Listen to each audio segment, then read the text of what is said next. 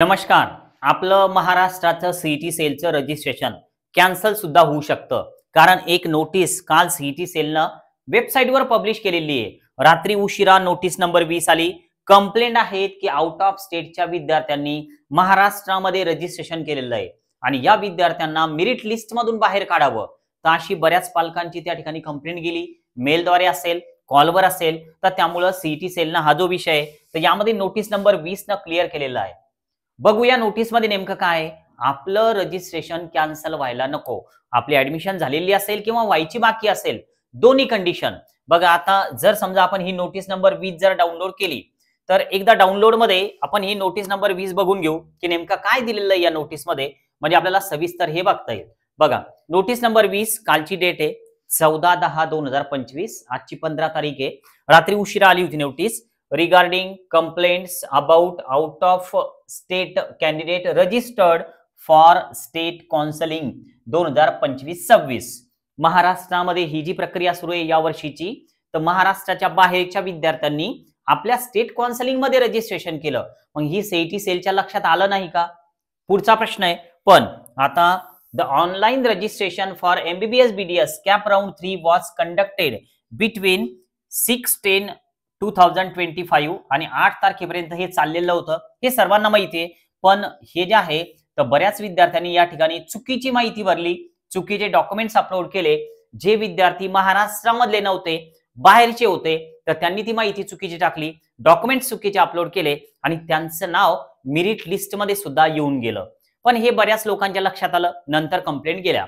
आता इथनं समोर काय होणार आहे, तर जे पण सीईटी सेलचं ऑफिस आहे तर काय करणार आहे, तर जे पण अपलोड केलेले डॉक्युमेंट्स हे सगळ्याच विद्यार्थ्यांचे, तर ते आता चेक करणार, व्हेरीफाय होणार ऑनलाईन आणि तुम्हाला त्या संदर्भात मेल येणार. मग आता हे आपल्याला नेमकं कसं कळणार आहे, तर बघा जर समजा आपण आपल्या प्रोफाईलचं जर का लॉग इन केलं तर हा विषय लगेच तुमच्या लक्षात येऊ शकतो. बघा आता प्रोफाईलचं लॉग इन कसं करायचं, तर सीईटी सेलला तुम्हाला माहिती आहे की लिंक असते, त्या लिंकवर क्लिक करून तुम्ही डायरेक्ट तुमच्या प्रोफाईलवर जाऊ शकता.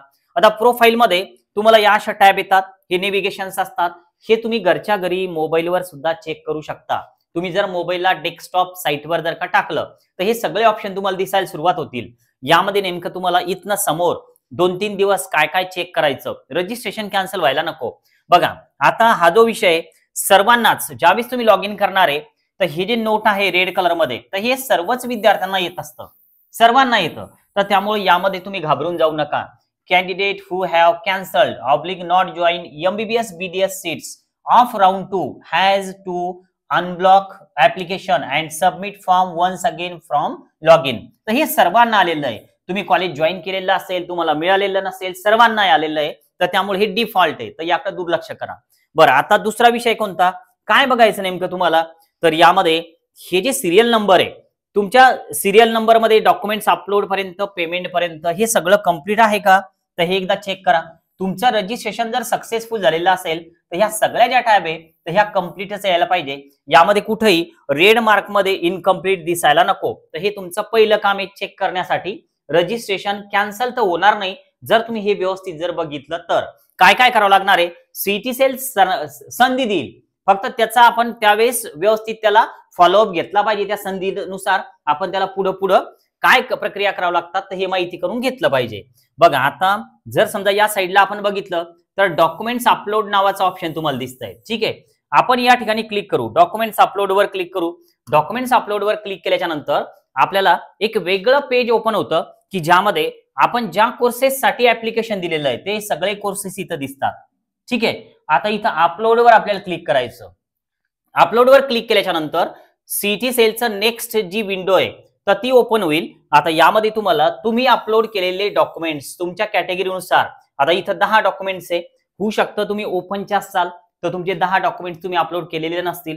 कॅटेगरीनुसार हा क्रम बदलणार आहे, यावर जास्त फोकस करू नका. फक्त तुम्हाला काय चेक करायचं बघा, तर यामध्ये इकडं मध्ये कुठं रेड मार्किंग आलेलं आहे का. ठीक आहे, कारण सीईटी सेल यावर सुद्धा रेड मार्किंग देऊ शकते की तुमचं डॉक्युमेंट्स नेमकं कोणतं कमी आहे. तर या पार्टमध्ये जर तुम्हाला रेड मार्किंग आलेलं असेल तर रेड मार्किंग आल्याच्या नंतर इथं कुठेही अपलोडचा ऑप्शन नाहीये, डॉक्युमेंट्स अपलोडचा ऑप्शन नाही. सीईटी सेल या 2-3 दिवसामध्ये ज्यांचं पण डॉक्युमेंट्स करेक्ट करावं लागतं तर त्यांच्यासाठी री अपलोडचा ऑप्शन देऊ शकते.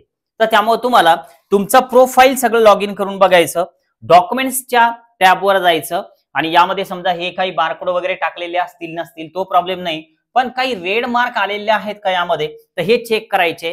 ते डॉक्युमेंट्स एकदा परत रेक्टिफाय करून पुन्हा नव्यानं अपलोड करायचे. अपलोडची टॅब येईल. आज मी व्हिडिओ बनवतोय, अपलोडची टॅब आलेली नाही कारण तुम्हाला हे सगळं दिसतं इथं व्यवस्थित. यानंतर इथं सबमिटवर तुम्हाला क्लिक करायचं.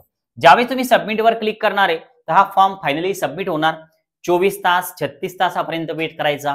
सोबत मेल बॉक्स पण चेक करायचा. जर इथं जरी काही करेक्शन नसतील तर मेलवर चेक करत राहा. कदाचित सीईटी सेल इथं जर त्यांनी नाही टाकलं काही तर मेलवर पाठवू शकते की तुमच्या डॉक्युमेंट्स मध्ये एवढं तुम्हाला क्लिअर करायचं आहे. तर त्यामुळे सीईटी सेल ज्या पद्धतीने तुम्हाला मेल टाकते तर त्या मेलमध्ये नेमकं काय दिलेलं आहे, सेल्फ अटेस्टेड करायचं सांगितलेलं आहे, ऍफिडेविट बनवायचं सांगितलेलं आहे. तर त्यानुसार ते डॉक्युमेंट्स तुम्ही तयार करा आणि इथं तुम्हाला ते रिअपलोड करायची संधी सीईटी सेल देऊ शकते. तर त्यामुळे काय होईल, सीईटी सेल ते डॉक्युमेंट्स ऑनलाईन व्हेरीफाय करेल आणि त्यामुळं तुमचं रजिस्ट्रेशन वगैरे कॅन्सल होणार नाही. नवीन असाल जिजाऊ अकॅडमीला सबस्क्राईब करायला विसरू नका. आज आपण थांबूया. Okay, bye.